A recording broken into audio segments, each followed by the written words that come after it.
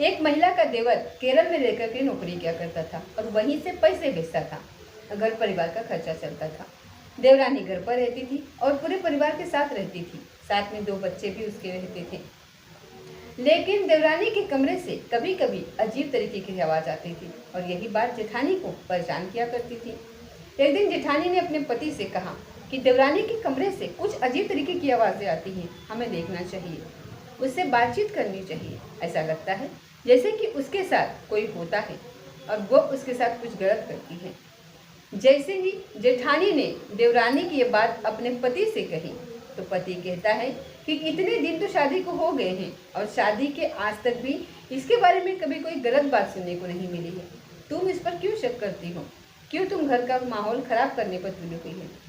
जैसे ही जेठानी को ये बात कही जाती है देवरानी के बारे में, तो उसके बाद बात देवरानी तक आखिरकार पहुँच जाती है और घर में एक तरीके से तांडव सा मच जाता है।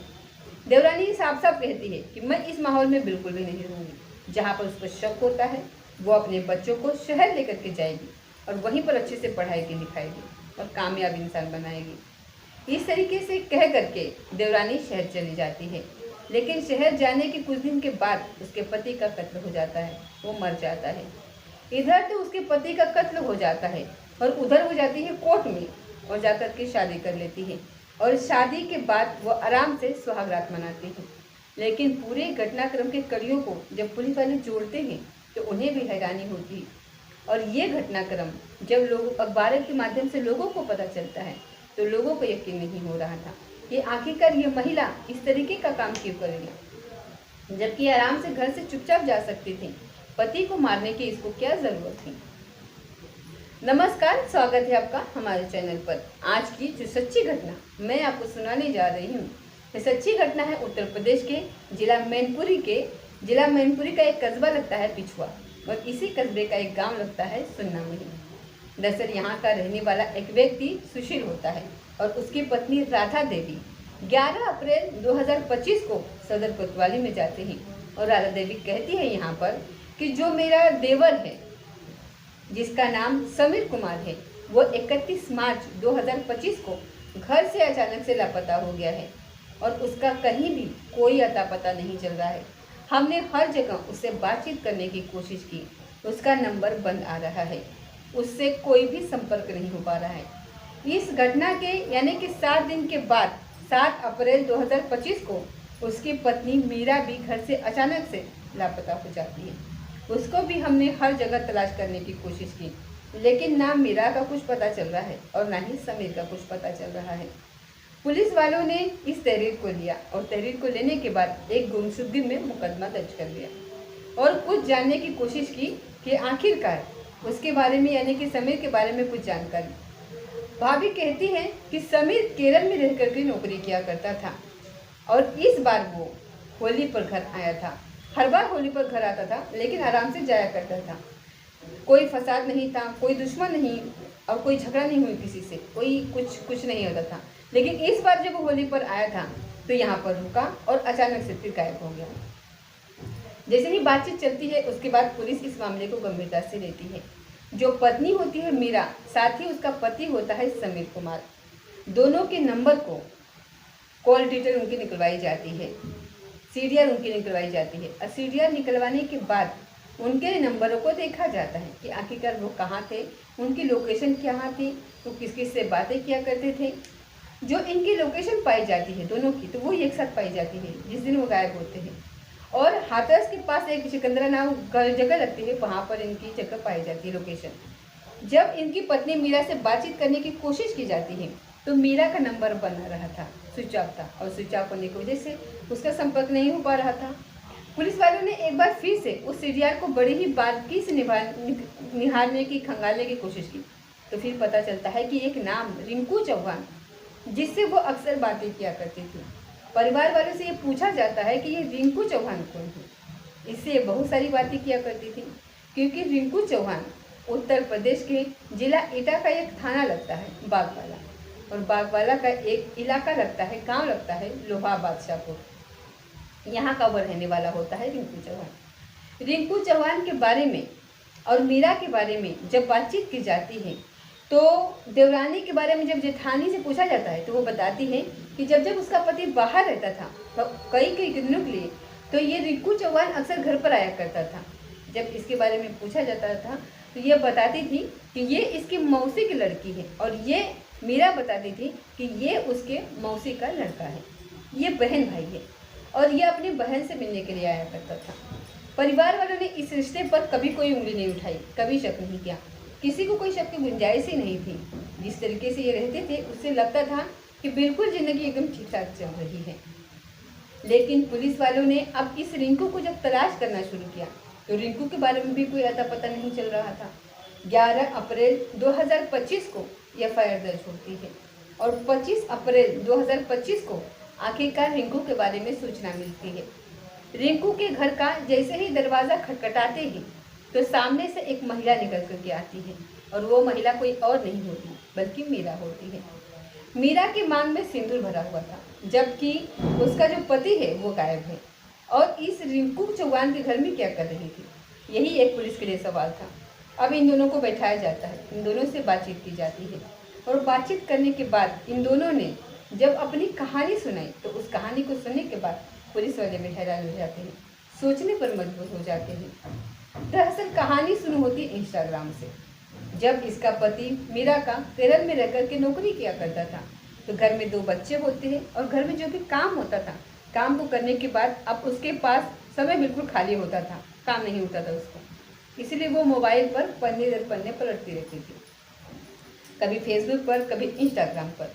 उसने भी अपनी इंस्टाग्राम की आईडी बनाई हुई थी। 2 बच्चों की वो माँ इंस्टाग्राम पर आईडी बनाने के बाद कुछ ना कुछ वो अपडेट किया करती थी, और इसी अपडेट को अक्सर रिंकू चौहान लाइक किया करता था, कमेंट किया करता था, और इन दोनों के बातचीत का सिलसिला यहाँ से शुरू हो जाता है। चैटिंग होती है और चैटिंग के दौरान ही ये दोस्त बन जाते हैं। जब इसे कहा जाता है कि ये रिंकू चौहान इस मीरा से कहता है कि मैं तुमसे मिलना चाहता हूँ, तुमसे बातचीत करना चाहता हूँ, तुम्हारे बहुत करीब आना चाहता हूँ, इस तरीके की बातें जब मीरा से कहता है तो मीरा कहती है कि वो एक शादीशुदा औरत है और उसके 2 बच्चे हैं और उसका पति है, इसलिए इस ज़िंदगी में, इस लाइफ में तो कुछ भी नहीं हो सकता है, और इसके लिए हमें दूसरा जन्म लेना पड़ेगा। जब इस तरीके की बातें मीरा ने रिंकू से कही तो रिंकू ने कहा कि क्या बात है, तुम्हारा पति तो वैसे भी बाहर रहता है, तो क्यों ना मैं तुम्हारे साथ शादी कर लूँ, तो क्या उसका रहेगा। जब शादी की बात आती है तो यकीन नहीं होता है कि रिंकू ऐसी बातें कैसे कर सकता है। ये घर से बहाने से निकलती है और सीधा रिंकू के पास पहुंचती है, और रिंकू के पास जाने के बाद यह मंदिर में जाते हैं और मंदिर में जाकर के शादी कर लेते हैं। ये लगभग 1 साल पुरानी ये बात है। शादी कर लेते हैं और आराम से रहते हैं, और ये कुछ इस तरीके से रहते हैं कि कभी भी इसका मन करता था घर आने का तो घर आ जाया करता था, लेकिन भाई बन करके घर आया करता था, और रहता था उसका पति बन करके घर में, क्योंकि मंदिर में उसने उससे शादी कर ली थी। अब घर में से अजीब तरीके की आवाज़ आती थी। जेठानी को ये बातें पसंद नहीं आती थी, उसे लगता था कि घर में कुछ ना कुछ तो गड़बड़ हो रही है, लेकिन जेठानी की बात पर किसी ने यकीन नहीं किया था। जब इस बात का मीरा को पता चलता है तो मीरा ने अपने घर में ही ऐसा तांडव मचाना शुरू कर दिया कि वो अब यहाँ पर किसी भी कीमत पर नहीं रहेगी। यानी कि उसने बिस्वा का जो गांव था सुधवा में, उसको छोड़ दिया, और छोड़ने के बाद सदर कोतवाली क्षेत्र का एक मोहल्ला बंसी लगता है, मनसी बोहरा में, वहाँ पर जाकर के वो किराए का मकान लेती है, और किराए का मकान लेने के बाद आराम से वहाँ रहती है। अब यहाँ देवरानी है, 2 बच्चे हैं, कोई दिक्कत नहीं है, कोई परेशानी नहीं है। जो उसका पति है समीर कुमार, वो केरल में रह कर के आराम से नौकरी करता है। अब समीर कुमार की गरीबी में अब उसको कोई रोक थांग नहीं था। उसको जब रिंकू को मन कर तब वो आता था, तब वो जाता था, कोई रोक नहीं, कोई टोक नहीं, सब कुछ एकदम ज़िंदगी में ठीक ठाक चल रहा था।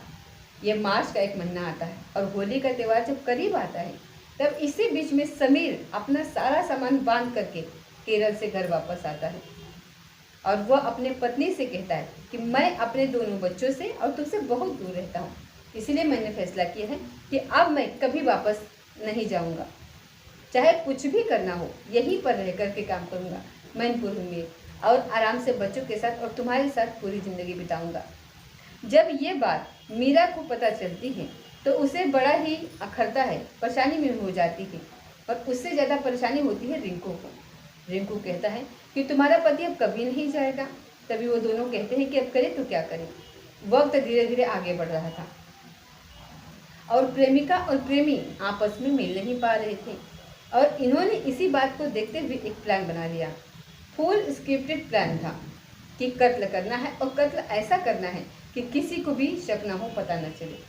अब इसके लिए 30 मार्च 2025 को बेवर के गांव नगरिया में एक शादी समारोह होता है। अब यहाँ पर समीर और उसकी पत्नी मीरा दोनों उस शादी समारोह में शामिल होने के लिए जाते हैं और मीरा अपने पति समीर से कहती है, जब उस शादी से निकलते हैं 31 मार्च 2025 को, तो वो कहती है कि क्यों ना हम अपने घर में एक फ्रिज रखें और साथ ही एक टीवी भी रख लें। अगर टीवी और फ्रिज आएगा तो ये आज घर में बहुत अच्छा रहेगा, लेकिन इसके लिए कहाँ से लेना है। तो उसने कहा कि मेरा एक भाई है मौसी का लड़का, क्यों ना हम वहाँ से ले लें। जब मौसी के लड़के की बात आती है, रिंकू की बात आती है, तो रिंकू के साथ में एक और लड़का होता है, लोकेश नीरज जिसका नाम होता है। वहाँ ये दोनों जाते हैं, बातचीत करते हैं, मुलाकात करते हैं। जब आता है फ्रिज लेने का नंबर आता है, खरीदने का नंबर आता है, तो वो कहती है कि अभी हम चलते हैं, बाद में मिलेंगे तो बातचीत करेंगे। तो बियर की बोतलों का इंतज़ाम किया जाता है और आराम से बैठ के शराब पीते हैं और शराब पीने के बाद, बियर पीने के बाद जो एकदम फुलटा उसको नशा हो जाता है, वहीं पास में से एक भारी वस्तु, पत्थर जैसे या ईंट जैसी कोई चीज़ लेते हैं और उसके बाद समीर को बेइंतहा मारा जाता है। जब तक कि उसकी मौत नहीं हो जाती तब तक उसको मारते रहते हैं, मर जाता है। और यहाँ से फिर ये ईटा में इसकी हत्या करते हैं और ईटा से एक दूसरा जगह लगता है जिसका नाम है हाथरस।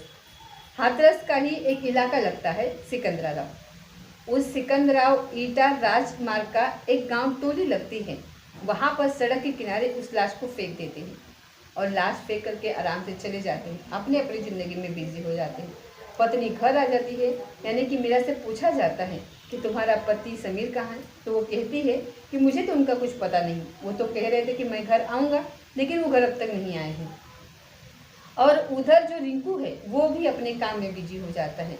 इधर पुलिस को जब ये बात पता चलती है, इन्होंने हाथरस के सिकंदराव पुलिस से जब संपर्क किया तो पता चलता है कि यहाँ पर एक लाश मिली थी 1 अप्रैल 2025 को। उसके शरीर के अलग अलग हिस्सों पे चोट के निशान थे। ऐसा लग रहा था कि जैसे कि सड़क हादसा हो चुका है और इसीलिए हमने उसकी लाश को लगभग पोस्टमार्टम के बाद 72 घंटे तक इंतज़ार किया ताकि कोई क्लेम करे, कोई आकर के हमसे बातचीत करे और हम इस लाश के बारे में उसको बताएं। लेकिन किसी ने कोई क्लेम नहीं किया, इसलिए पुलिस ने 72 घंटे तक इंतज़ार करने के बाद आखिरकार उस लाश का अंतिम संस्कार कर दिया। उधर तो अंतिम संस्कार हो जाता है। पत्नी 7 तारीख को घर से चुपचाप से निकल जाती है और घर से निकलने के बाद फिर 15 अप्रैल 2025 को ये दोनों कोर्ट जाते हैं, मैनपुरी के कोर्ट में जाते हैं और दोनों शादी कर लेते हैं, कोर्ट मैरिज कर लेते हैं। और कोर्ट मैरिज करने के बाद आराम से जैसे पति और पत्नी रहते हैं वैसे ही रहते हैं। जब ये कोर्ट में जाते हैं तो कोर्ट में जाने के बाद ये बताती है कि आपसे लगभग 1-1.5 साल पहले ये मंदिर में गए थे और मंदिर में जाने के बाद शादी की थी। इस शादी का मंदिर वाले का किसी को पता नहीं था और जो ये 15 अप्रैल 2025 को जो शादी होती है वो पुलिस की जांच का हिस्सा बन जाती है। पुलिस की जांच में ये पता चल जाता है। पुलिस ने इन दोनों को गिरफ्तार किया, जो सहयोगी था उसको भी गिरफ्तार किया, उसके बाद उसको जेल भेज दिया।